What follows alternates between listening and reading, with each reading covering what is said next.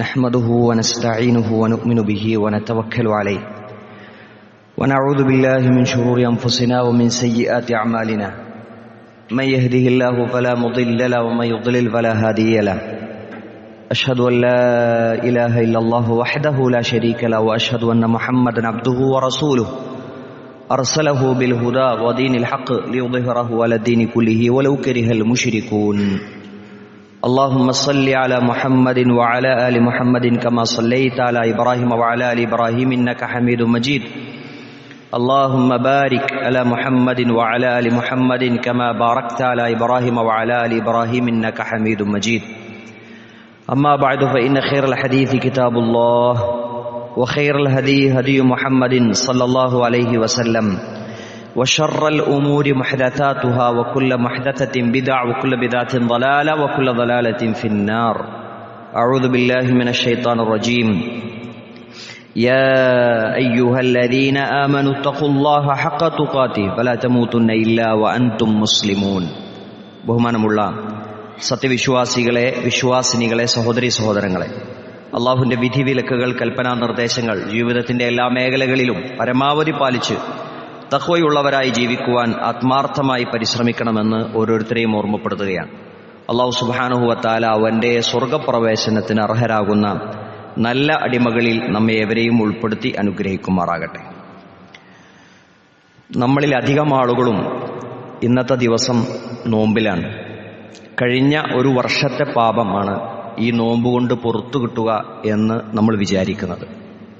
കഴിഞ്ഞ ഒരു വർഷത്തിൽ എന്തെല്ലാം ചെറുപാപങ്ങൾ ജീവിതത്തിൽ സംഭവിച്ചിട്ടുണ്ടോ അതെല്ലാം ഇന്നത്തെ ഒരു നോമ്പ് കൊണ്ട് നമുക്ക് പുറത്തു കിട്ടും എന്ന് നമ്മൾ പ്രതീക്ഷിക്കുന്നു. ഇന്നത്തെ ഒരു നോമ്പ് കൊണ്ട് 70 വർഷം ദൂരത്തേക്ക് നമ്മൾ നരകത്തിൽ നിന്ന് അകറ്റപ്പെടുന്നുമുണ്ട്. റമദാനിലെ നോമ്പ് കൊണ്ട് മാത്രമല്ല ആ 70 വർഷം ദൂരേക്കുള്ള അകൽച്ചയുണ്ടാവുക. ഇന്നത്തെ നോമ്പ് കൊണ്ടും അതുണ്ടാകും. ഇന്നലെയും ഇന്നുമാണ് നമ്മൾ നോമ്പ് നോൽക്കേണ്ടിയിരുന്നത്. നബി സല്ലല്ലാഹു അലൈഹി വസല്ലം പറഞ്ഞത്, മുഹറം 10 നോമ്പ് നോറ്റതിന് ശേഷം അടുത്ത വർഷം ഞാൻ ജീവിച്ചിരിക്കുന്നുവെങ്കിൽ മുഹറം 9 കൂടി ഞാൻ നോമ്പ് നോൽക്കും. അത് ജൂതന്മാരുമായി മറ്റു മതവിഭാഗങ്ങളുമായി നമ്മുടെ ആരാധനകൾക്ക് എതിരുണ്ടാകാൻ വേണ്ടിയാണ്. അങ്ങനെയാണ് നബി സല്ലല്ലാഹു അലൈഹി വസല്ലം പഠിപ്പിച്ചത്. അപ്പൊ ഇന്നലത്തെ ദിവസം നോമ്പെടുക്കാൻ സാധിക്കാത്ത ആളുകളുണ്ടെങ്കിൽ അവര് മറ്റു മതസ്ഥരുടെ ആരാധനകളിൽ നിന്ന് എതിരുണ്ടാകുക എന്ന ന്യായം കണക്കിലെടുത്ത് ഇന്നത്തെ ദിവസം നോമ്പെടുത്ത ആളുകൾ നാളെ കൂടി നോമ്പെടുക്കുക. അതാണ് അതിന് പകരം ചെയ്യാൻ നമുക്ക് പറ്റുന്ന കാര്യം. എന്തിനായിരുന്നു ഈ നോമ്പ്? അത് വലിയ ഒരു ചരിത്ര സംഭവം നടന്നിട്ടുണ്ട്. ആ സംഭവത്തിന്റെ സന്തോഷത്തിനു വേണ്ടിയാണ് ഇന്നത്തെ ദിവസത്തെ നോമ്പ്. നബി സല്ലല്ലാഹു അലൈഹി വസല്ലം മദീനയിലെത്തുകയാണ്. അവിടെ ജൂതന്മാരെ നബി സല്ലല്ലാഹു അലൈഹി വസല്ലം കണ്ടു. അവർ നോമ്പെടുക്കുന്നു മുഹറം 10. ഇബ്നു അബ്ബാസ് റളിയല്ലാഹു അൻഹുമ പറയുകയാണ്, ഖദിമ നബി സല്ലല്ലാഹു അലൈഹി വസല്ലം അൽ മദീന ഫറഅ അൽ യഹൂദ തസൂമു യൗമ ആശൂറ. ആശൂറയുടെ ദിവസം യഹൂദർ നോമ്പെടുക്കുന്നത് നബി സല്ലല്ലാഹു അലൈഹി വസല്ലം കണ്ടു. നബി സല്ലല്ലാഹു അലൈഹി വസല്ലം അവരോട് ചോദിച്ചു, എന്താണിത്? അപ്പോൾ അവർ പറഞ്ഞത്, ഹാദാ യൗമുൻ സാലിഹ് ഹാദാ യൗമുൻ നജ്ജല്ലാഹു ബനി ഇസ്രായീൽ മിൻ അദുവ്വിഹിം ഫസാമഹു മൂസ. ഇന്നത്തെ ദിവസമാണ് ബനൂ ഇസ്രായേലിനെ അവരുടെ ശത്രുക്കളിൽ നിന്ന്, ഫിർഔനിന്റെ കരങ്ങളിൽ നിന്ന് അള്ളാഹു രക്ഷപ്പെടുത്തിയത്. അത് കാരണത്താൽ മൂസ നബി ഇന്നേ ദിവസം നോമ്പെടുത്തു. അതുകൊണ്ട് ഞങ്ങൾ നോമ്പെടുക്കുകയാണ്.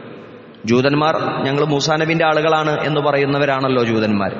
അപ്പൊ നബി സല്ലല്ലാഹു അലൈഹി വസല്ലം പറഞ്ഞു, ഫഅന അഹഖു ബി മൂസ, മൂസയോട് ഏറ്റവും അധികം കടപ്പെട്ട് കിടക്കുന്നത് ഞാനാണ്. നബി സല്ലല്ലാഹു അലൈഹി വസല്ലം നോമ്പെടുത്തു. ഫഅമറ ബിസിയാമിഹി, അങ്ങനെ നോമ്പെടുക്കാൻ നബി സല്ലല്ലാഹു അലൈഹി വസല്ലം കൽപ്പിക്കുകയും ചെയ്തു. അങ്ങനെയാണ് ആശൂറ ദിവസം നമ്മൾ നോമ്പെടുക്കൽ നമുക്ക് പുണ്യകരമായി മാറിയത്. നോക്കൂ, മൂസ നബി അലൈഹി സ്വലാത്തു വസ്സലാമിനെ ഫിർഔനിന്റെ ശത്രുതയിൽ നിന്ന്, അവന്റെ അക്രമത്തിൽ നിന്ന് അദ്ദേഹത്തെയും അനുയായികളെയും അള്ളാഹു രക്ഷപ്പെടുത്തിയ ഒരു വലിയ സംഭവം അത് നടന്ന ദിവസമാണ് മുഹറം 10. ഒട്ടനവധി പാഠങ്ങൾ സത്യവിശ്വാസികൾക്ക് ആ സംഭവത്തിലുണ്ട്. എത്ര വലിയ അക്രമിയായിരുന്നു ഫിർഔൻ! ഞാൻ ഏറ്റവും വലിയ റബ്ബാണ് എന്ന് പറഞ്ഞവനാണത്. അന റബ്ബുക്കുമുൽ അഅല എന്ന് പറഞ്ഞവനാണ്.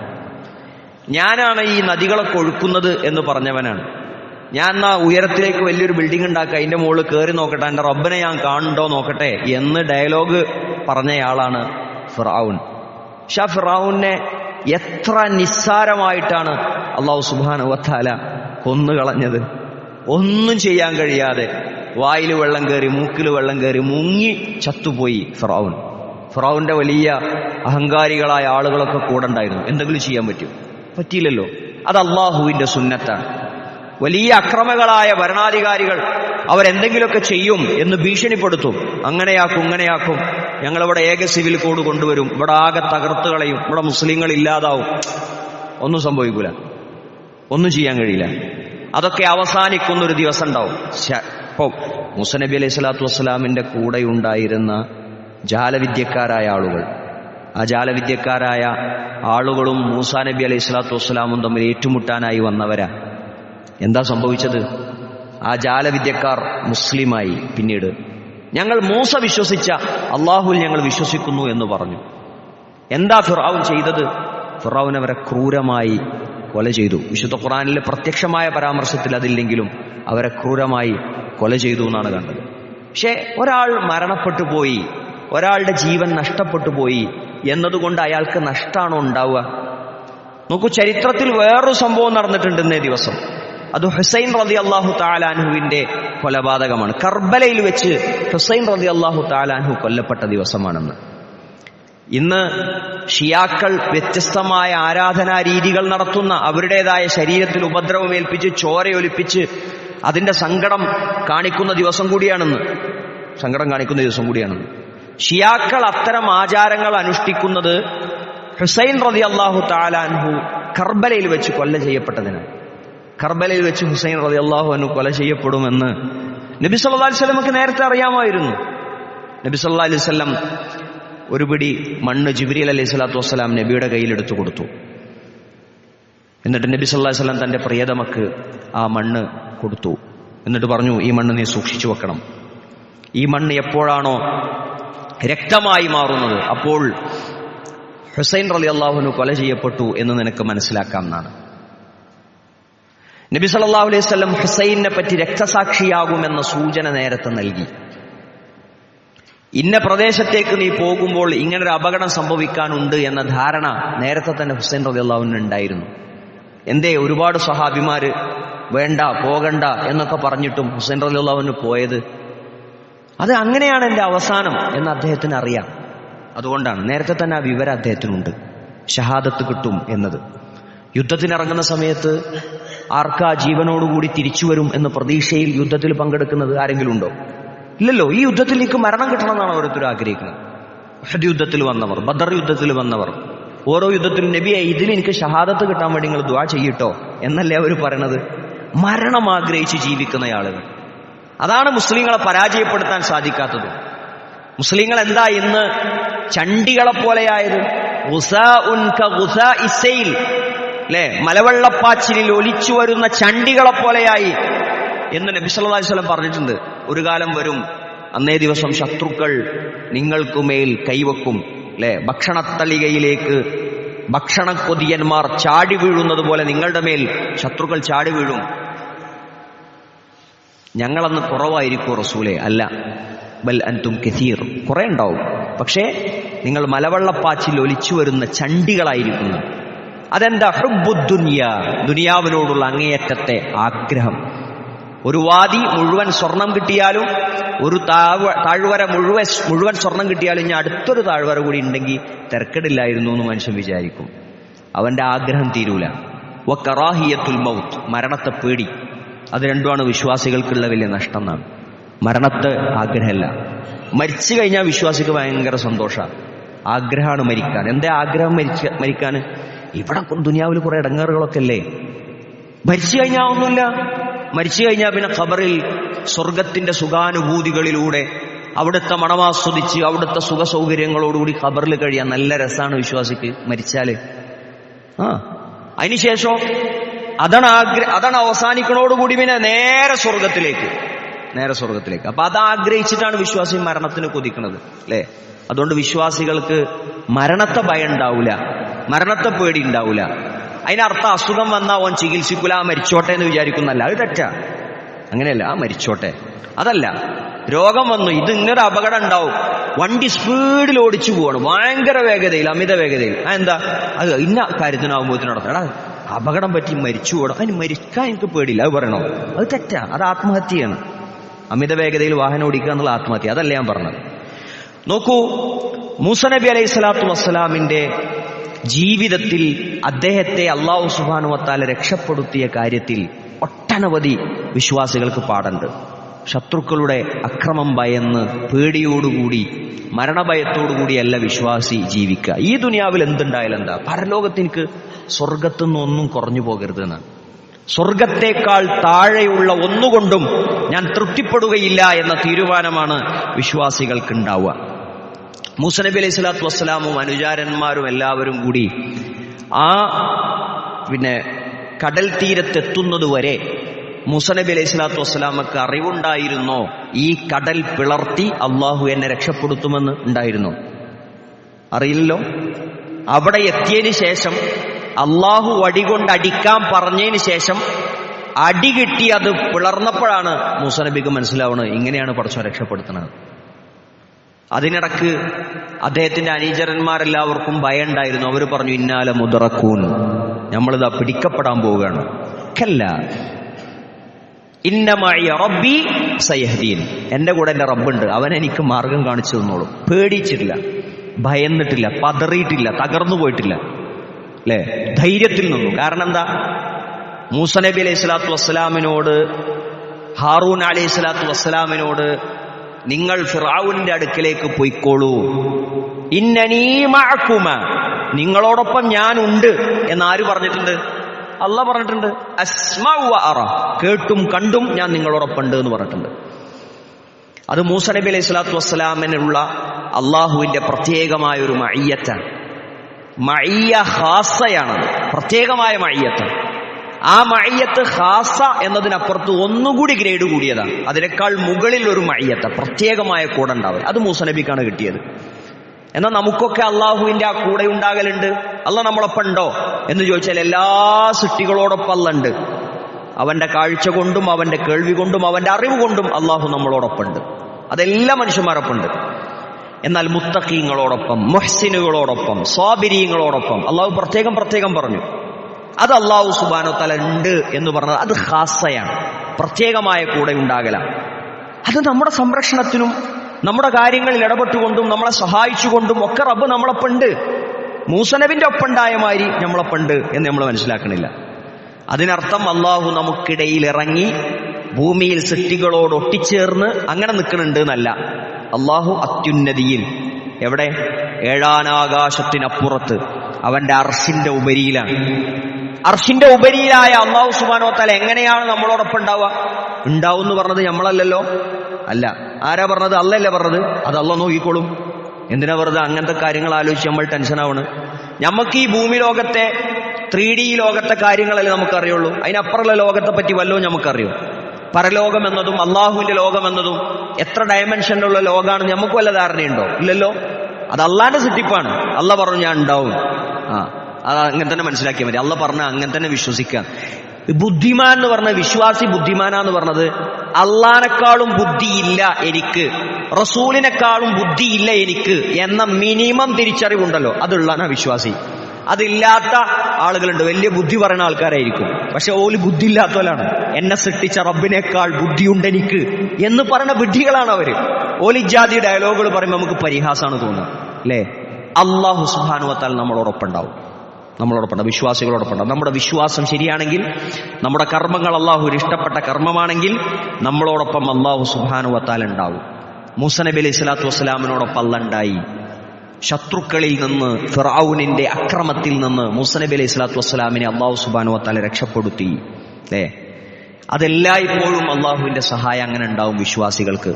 ബദറിൽ അത്ഭുതകരമായ രക്ഷപ്പെടുത്തലാണ് അല്ലാഹു സുബ്ഹാനഹു വ തആല വിശ്വാസികളെ രക്ഷപ്പെടുത്തിയത്. പ്രത്യേകമായ രക്ഷയാണ് മൂസ നബി അലൈഹി സ്വലാത്തു വസ്സലാമിന് കൊടുത്തത്. കടലിൽ അടിക്കാനാ പറഞ്ഞത്. ഫൗഹൈനാ ഇലാ മൂസ അൻ ദ്റിബ് ബിഅസാകൽ ബഹർ ഫൻഫലഖ ഫകാന കുല്ലു ഫിർഖിൻ കത്തൗദിൽ അദീം. മൂസ നബി അലൈഹി സ്വലാത്തു വസ്സലാമിനോട് അള്ളാഹ് പറഞ്ഞ വടി കൊണ്ട് അടിക്കാനാണ്. അപ്പൊ ആ മല പോലെ രണ്ടു ഭാഗത്തുമായി കടൽ പിളർന്നു നിൽക്കുകയാണ്. ഇങ്ങോട്ട് നടുവില് ഒരു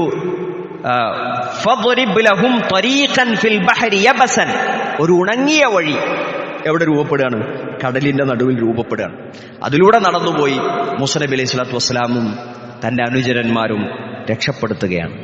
എന്തേ ഇങ്ങനെ രക്ഷപ്പെടാനുള്ള കാരണം? അല്ലാഹു സുബ്ഹാനഹു വ തആല ഏറ്റെടുത്തതാണ് സത്യവിശ്വാസികളെ സഹായിക്കുക എന്നുള്ളത്. നമ്മളെവിടെയും ചൂളിപ്പോവില്ല, നമ്മളെവിടെയും താണുപോവില്ല, തകർന്നു പോവില്ല, നമ്മൾ പരാജയപ്പെടൂല.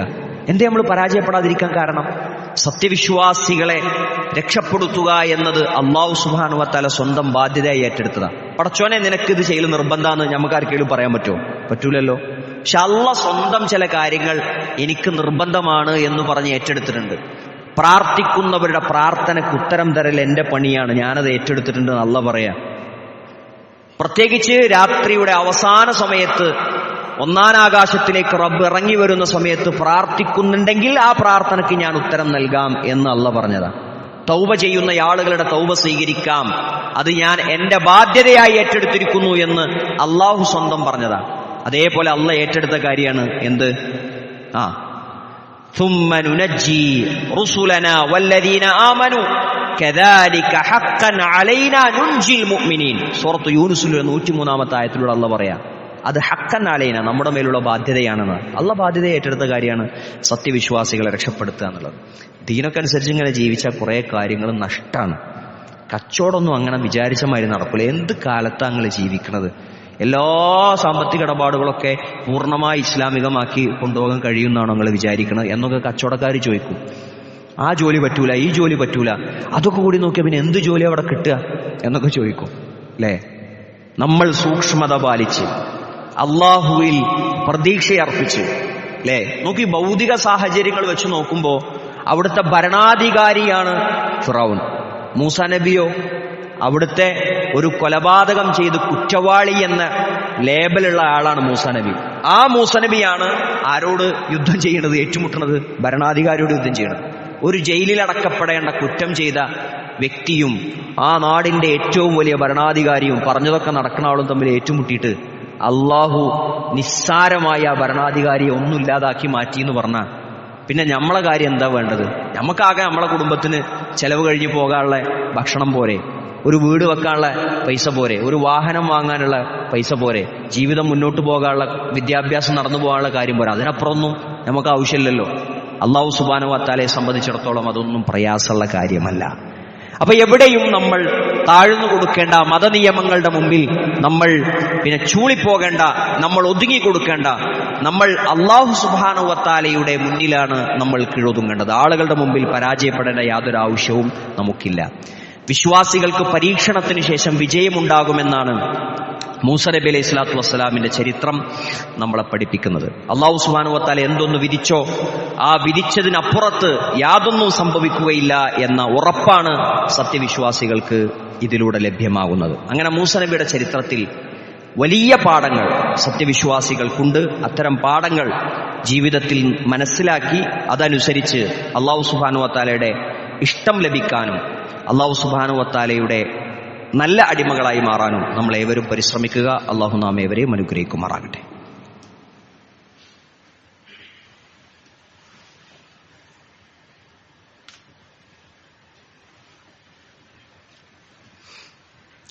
അൽഹംദുലില്ലാഹി റബ്ബിൽ ആലമീൻ വസ്സലാത്തു വസ്സലാമു അലാ റസൂലിഹിൽ കരീം വഅലാ ആലിഹി വസഹ്ബിഹി അജ്മഈൻ. അമ്മാ ബഅദ്.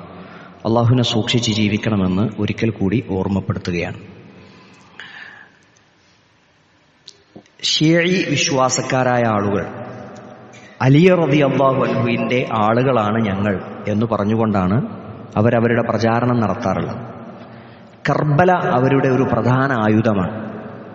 കർബലയിൽ ഹുസൈൻ റളിയല്ലാഹു അൻഹു കൊല്ലപ്പെട്ടത് മുന്നിൽ വെച്ചുകൊണ്ടാണ് അവരവരുടെ ആളുകളെ കൂട്ടാറുള്ളത്. ഇപ്പോ ഷിയഈ വിശ്വാസക്കാരായ ആളുകളെ നമ്മൾ പഠിക്കുമ്പോൾ സഹാബിമാരെ ചീത്ത പറയുന്നൊരു സ്വഭാവം അവർക്കുണ്ട് എന്നൊക്കെ പുസ്തകങ്ങളിൽ നിന്ന് വായിക്കുമ്പോൾ നമ്മുടെ നാട്ടിലൊക്കെ അങ്ങനത്തെ ആളുകൾ ഉണ്ടാവുമോ എന്ന് ചിന്തിക്കാറുണ്ടായിരുന്നു. കിതാബുകളിൽ വായിക്കുമ്പോൾ അങ്ങനെ നമ്മുടെ നാട്ടിലിപ്പോൾ ഈ വിഷയം നമുക്ക് പറയേണ്ട ഒരു സാഹചര്യം ഉണ്ടാവുമോ എന്ന് ചിന്തിക്കാറുണ്ടായിരുന്നു. പക്ഷെ കർബലയുമായി ബന്ധപ്പെട്ട ശരിയായ വശം പറഞ്ഞുകൊണ്ടുള്ള നമ്മുടെ പണ്ഡിതന്മാരുടെ വീഡിയോകൾ യൂട്യൂബിലെടുത്ത് പരിശോധിച്ചാൽ അതിനടിയിലുള്ള കമന്റുകൾ പരിശോധിച്ചാൽ മതി. നിനക്ക് എന്താടാ അറിയാം? വലിയ വലിയ പണ്ഡിതന്മാരോട് ഉസ്താദുമാരോട് പറയണതാ, നിനക്ക് എന്താ അറിയാം? നീ ജൂതന്മാരുടെ ചാരനാണ്.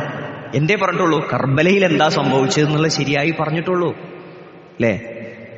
മുആവിയ റളിയല്ലാഹു അൻഹുവിനെ ചീത്ത പറയണ ഡയലോഗുകൾ അവിടെ കമന്റായി എഴുതിക്കുക സാധാരണക്കാരായ മനുഷ്യന്മാർ. മുആവിയ റളിയല്ലാഹു അൻഹുവിനെ പറ്റി ഈ സ്വഹാബിമാരെ തെറി പറയുക, ചീത്ത പറയുക എന്ന സ്വഭാവം ഉമ്മുൽ മുഅ്മിനീൻ ആയിഷ റളിയല്ലാഹു തആല അൻഹയെ പറ്റി, നമ്മുടെ ഉമ്മാനെ പറ്റി കേട്ടോ. ഉമ്മുൽ മുഅ്മിനീൻ ആയിഷ റളിയല്ലാഹു അൻഹ എന്ന് പറയുമ്പോൾ വേറെ ആരോന്ന് വിചാരിക്കണം. നമ്മളമ്മാനെ പറ്റി പച്ചത്തെറി പുസ്തകങ്ങൾ എഴുതി വെച്ചിട്ടുണ്ട്. അതിപ്പോ പറയാൻ ചിലപ്പോ നമ്മളെ നാട്ടിൽ ഈ സാധാരണക്കാരായ ഈ കമന്റ് എഴുതുന്ന ആളുകൾക്ക് ധൈര്യം ഉണ്ടാവില്ല. പക്ഷെ അതും പറയും അല്ലെ, ആയിഷ റളിയല്ലാഹു അൻഹ വ്യഭിചാരിണിയാണ് എന്ന് പോലും നഊദു ബില്ലാഹ് അവർ പറഞ്ഞേക്കും. കാരണം മുആവിയ എന്ന വഞ്ചകനെയാണ് നീ ന്യായീകരിക്കുന്നത് എന്നാണ് എഴുതിക്കുന്നത്. ആരാ മുആവിയ റളിയല്ലാഹു അൻഹു? വഹയിന്റെ എഴുത്തുകാരനായി അള്ളാഹുവിന്റെ റസൂൽ നിശ്ചയിച്ച മഹൽ വ്യക്തിയാണ് മുആവിയ അല്ലെ. എന്നിട്ട് മുആവിയ എന്ന് പറയുമ്പോൾ റളിയല്ലാഹു അൻഹു എന്ന് പറഞ്ഞതിനെ പോലും റളിയല്ലാഹു അൻഹുവല്ലോ എന്ന് പറഞ്ഞ് കളിയാക്കുക. ഞാൻ പറഞ്ഞത് ഇതൊക്കെ പണ്ടത്തെ പുസ്തകങ്ങളിലുള്ളതാണ്. ഈ ഷീകൾ ഇതൊക്കെ പറയുന്നുള്ളത് അതേ പണ്ഡിതന്മാർ എഴുതി വെച്ചതാണ്. ഓല അതൊക്കെ പറഞ്ഞതാണ് എങ്ങനെയൊക്കെ ഓല് പറയുമെന്നുള്ളത്. പക്ഷെ നമ്മുടെ നാട്ടിലെ സാധാരണക്കാരായ മനുഷ്യന്മാരുടെ മനസ്സിൽ പോലും ഇത്ര നീചമായി സഹാബത്തിനെ പറ്റി മോശം ചിന്തകൾ ഉണ്ടായി എന്ന് പറയുമ്പോൾ സഹാബിമാരോടുള്ള നമ്മുടെ നിലപാട് എന്താകണം എന്ന് നമ്മൾ ശരിക്കും പഠിക്കണം. അസ്സഹാബത്തു കുല്ലുഹും ഉദൂൽ, എല്ലാ സഹാബിമാരും നീതിമാന്മാരാ. ഓല എന്തു പറഞ്ഞാലും അത് നമ്മൾ സ്വീകരിക്കണം. സഹാബത്ത് പറഞ്ഞാൽ കേട്ടോ, അവരാരാ? റളിയല്ലാഹു അൻഹും വറദു അൻ, അല്ലാഹുവിനെ പറ്റി തൃപ്തിപ്പെട്ടു, അള്ളാഹിനെ പോലും തൃപ്തിപ്പെട്ടു. ഈ പടച്ചോൻ തൃപ്തിപ്പെട്ട ആളെ നമ്മളെങ്ങനെ വെറുക്കുക? അങ്ങനെ ഉണ്ടാവും? പടച്ചോ ഒരാളെ തൃപ്തിപ്പെട്ടു, എനിക്കും അയാളോട് ദേഷ്യാണ്. സഹാബിയാണ് മുആവിയ അല്ലെ. എന്നിട്ട് യസീദ് ബിൻ മുആവിയയെ ചീത്ത പറയണ, യസീദ് ബിൻ മുആവിയ ഇതിൽ കുറ്റക്കാരനാണ് എന്ന് വരുത്തി തീർക്കാനും അദ്ദേഹം ഒരു ക്രൂരനാണെന്നും തല എടുത്ത് മൂപ്പര മുമ്പിലാണ് കൊണ്ടുപോയി കൊടുത്തതെന്നുള്ളതൊക്കെ ചരിത്രം അല്ലെ.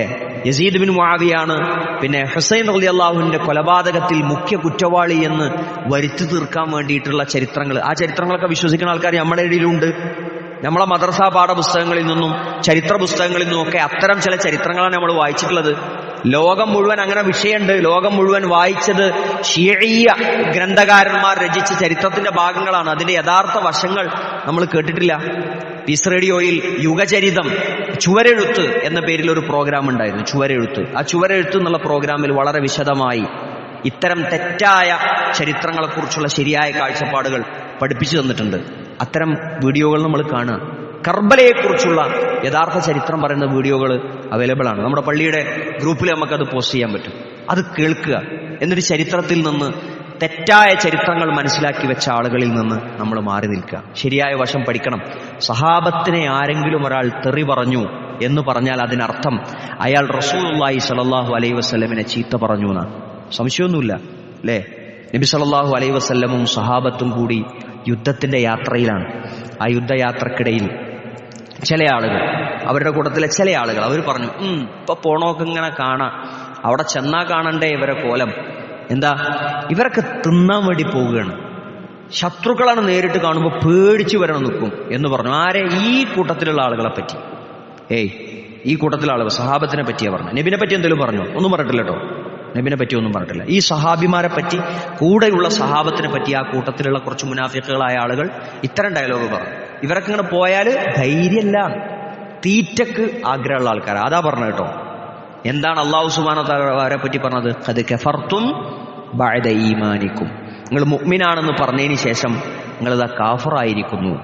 നബി സല്ലല്ലാഹു അലൈഹി വസല്ലമയോട് പറയാൻ പറഞ്ഞതാ, ലാ തഅ്തദിറു, ഇനിയൊരു ഉദ്റും വന്ന് എന്നോട് പറയണ്ട. അത് ഞങ്ങൾ തമാശക്ക് പറഞ്ഞതാ നബിയെ, ഞങ്ങൾ വെറുതെ പറഞ്ഞതാ നബിയെ, ഒന്നും ഉദ്ദേശിച്ചിട്ടില്ല നബിയെ എന്ന് പറഞ്ഞ അവര് അത് മസ്ലഹത്താക്കാനൊക്കെ വന്നു.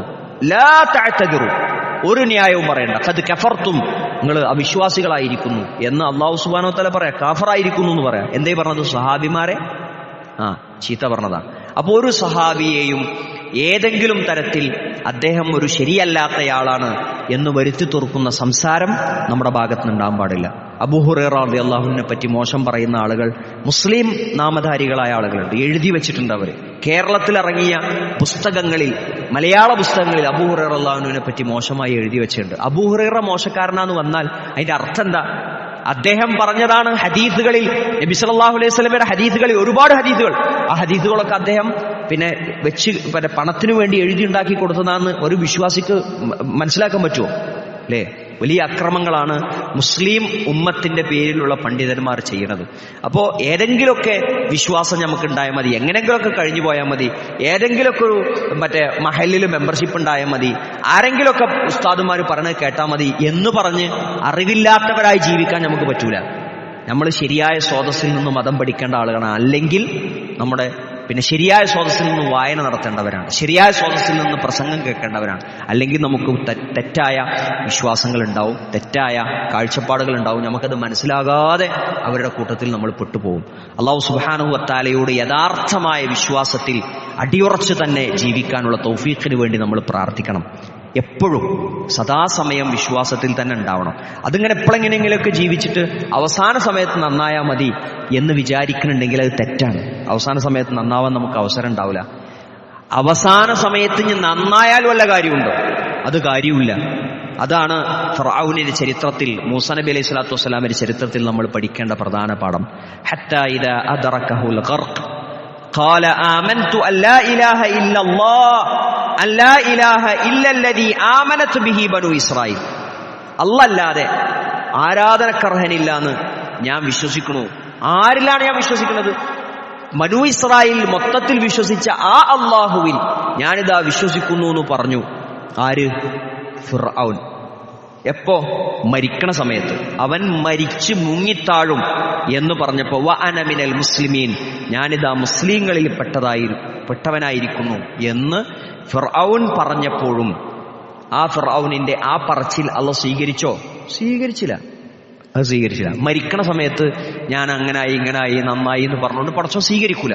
അതുകൊണ്ട് ആരോഗ്യമുള്ള നമ്മുടെ ജീവിത സമയം അത് പരമാവധി നമ്മുടെ വിശ്വാസം ശരിയാക്കാനും നമ്മുടെ കർമ്മങ്ങൾ ശരിയാക്കുവാനും അള്ളാഹുവിന് ഇഷ്ടപ്പെട്ട ജീവിതമായി അതിനെ മുന്നോട്ട് കൊണ്ടുപോകാനും നമ്മൾ ഓരോരുത്തരും പരിശ്രമിക്കണമെന്നാണ് ഓർമ്മപ്പെടുത്താനുള്ളത്.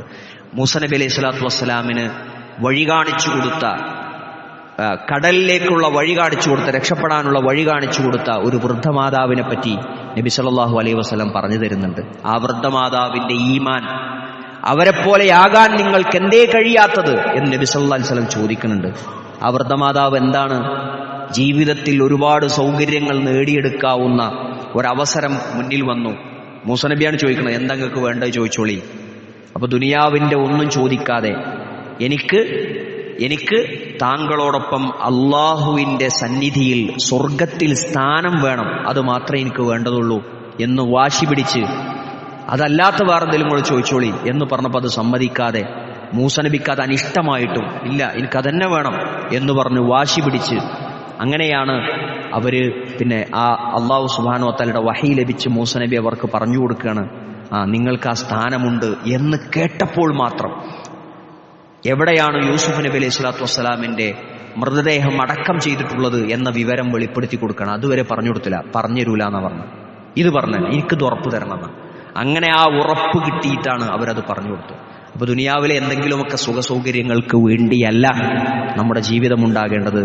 സ്വർഗം ആഗ്രഹിച്ചുകൊണ്ട് സ്വർഗത്തിൽ താഴെ ഒന്നുകൊണ്ടും ഞാൻ തൃപ്തിപ്പെടുകയില്ല എന്ന ഉറച്ച ഒരു തീരുമാനവുമായി അള്ളാഹുവിന്റെ അതിവിശാലമായ അർദുഹ കഅർദിസ് സമാവാതി വൽ അർദ് എന്ന് പറഞ്ഞ അർദുഹസ് സമാവാതു വൽ അർദ് എന്ന് പറഞ്ഞ ആകാശഭൂമികളോളം വിശാലമായ സ്വർഗലോകത്തിനു വേണ്ടിയായിരിക്കണം നമ്മുടെ ജീവിതം. അതിനുവേണ്ടി അല്ലാഹു സുബ്ഹാനഹു വ തആലയുടെ ആത്മാർത്ഥമായി ദുആയിരന്നുകൊണ്ട് തഖ്വയിൽ അധിഷ്ഠിതമായ ജീവിതം നയിച്ചുകൊണ്ട് നമുക്ക് മുന്നോട്ട് പോകാം. അല്ലാഹു നാം ഏവരെയും അനുഗ്രഹിക്കുമാറാകട്ടെ.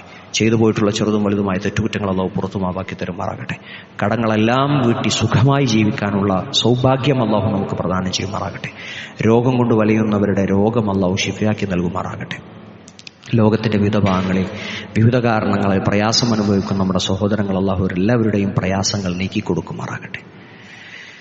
നമ്മൾ ചെയ്യുന്ന എല്ലാ സൽക്കർമ്മങ്ങളും അല്ലാഹു സുബ്ഹാനഹു വ തആല സ്വീകരിക്കുകയും ഉന്നതമായ പ്രതിഫലം നൽകി നമ്മെ അനുഗ്രഹിക്കുകയും ചെയ്യുമാറാകട്ടെ.